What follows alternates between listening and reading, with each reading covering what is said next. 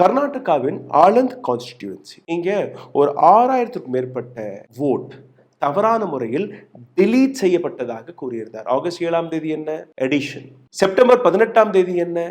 Deletion. 2 குற்றச்சாட்டுமே வெவ்வேறாக இருந்தது. ராகுல் காந்தியுடைய கிளைம் இது ஒரு சென்ட்ரலைஸ்ட் முறைப்படி, ஒரு அப்ளிகேஷன் முறைப்படி ஓட்டு திருட்டுக்கான ஒரு முயற்சி நடந்தது. ஆப்போசிஷனுடைய இந்த ஸ்ட்ராங்கான அலிகேஷன் ஒரு சிங்கிள் கான்சென்ட் வழியாக இந்த திருட்டு அட்டெம்ப்ட் செய்யப்பட்டது. இதற்கு பதில் என்ன?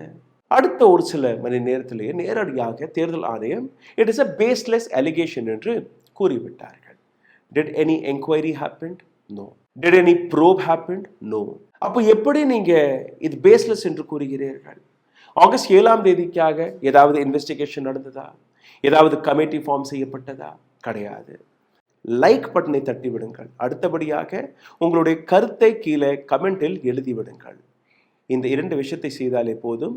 இந்த சேனலை, இந்த வீடியோவை உங்களால் காப்பாற்றவும் முடியும், ஏராளமான நபர்களுக்கு கொண்டு போய் சேர்க்கவும் முடியும்.